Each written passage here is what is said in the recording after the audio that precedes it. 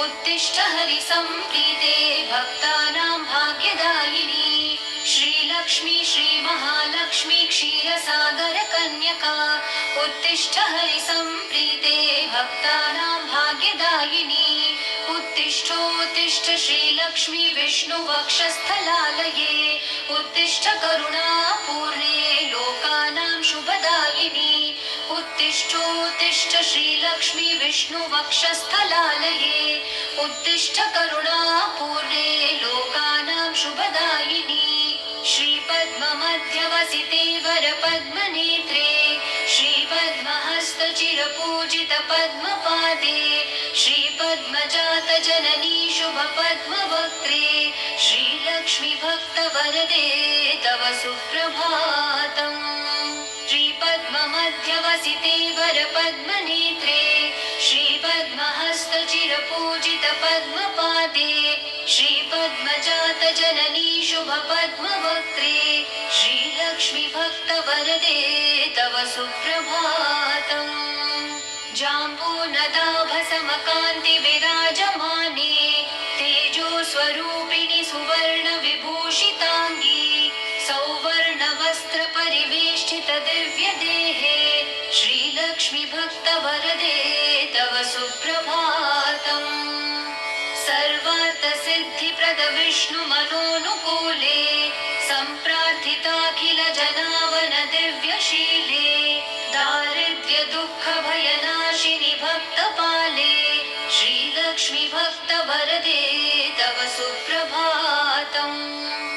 चन्द्रानुजे कमलकोमलगर्भजाते चन्द्रार्कवह्निनयने शुभचन्द्रवक्त्रे हे चन्द्रिका समसुशीतलमन्दहासे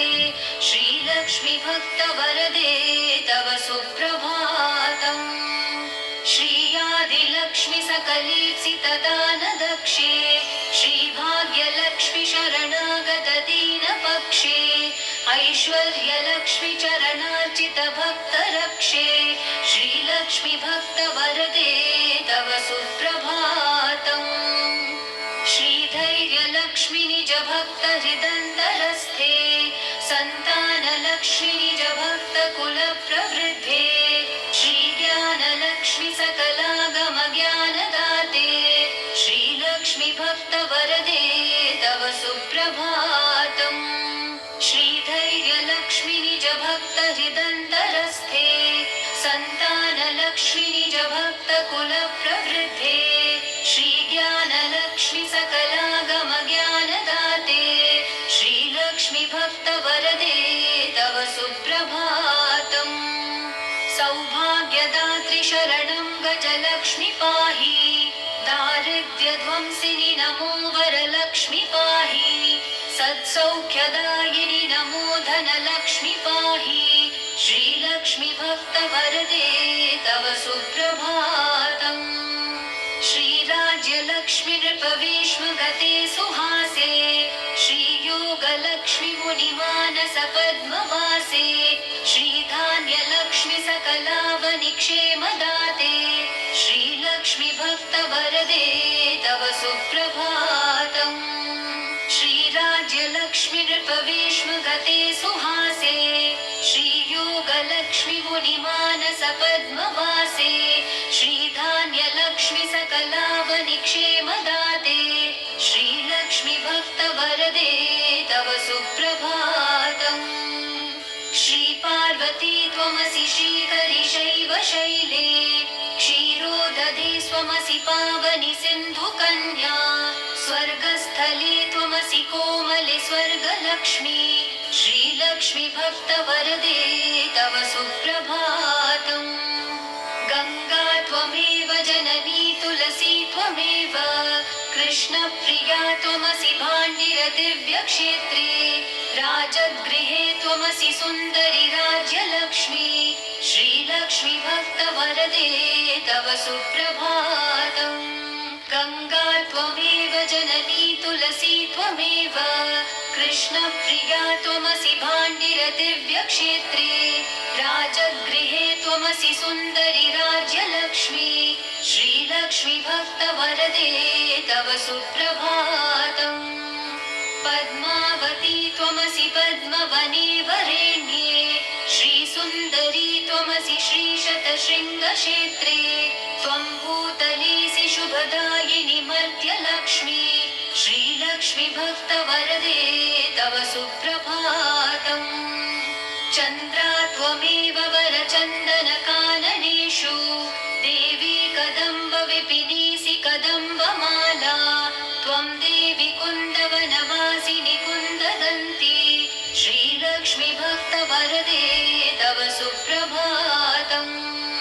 श्रीविष्णुपत्नि वरदायिनि सिद्धलक्ष्मी सन्मार्गदर्शिनि शुभङ्करि मोक्षलक्ष्मी श्रीदेवदेवि करुणागुणसारमूर्ते श्रीलक्ष्मी भक्तवरदे तव सुप्रभातम् श्रीविष्णुपत्नि वरदायिनि सिद्धलक्ष्मी सन्मार्गदर्शिनि शुभङ्करि मोक्षलक्ष्मी श्रीदेवदेवि करुणागुणसारमूर्ते श्रीलक्ष्मी भक्तवरदे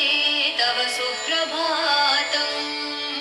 अष्टोत्तरार्चनप्रिये सकलेष्टदाते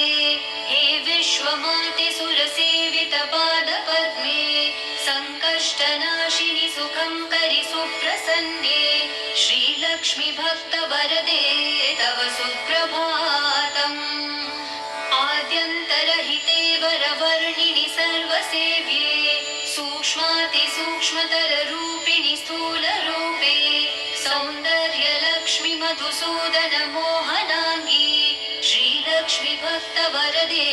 तव सुप्रभातम्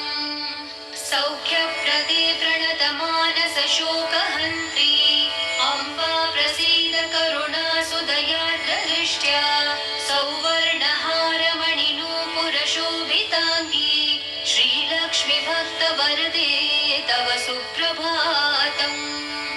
सौख्यप्रदे प्रणतमानसशोकहन्त्री अम्बा प्रसीद करुणासुदयार्द्रदृष्ट्या सौवर्णहारमणिनूपुरशोभिताङ्गी श्रीलक्ष्मी भक्तवरदे तव सुप्रभातम्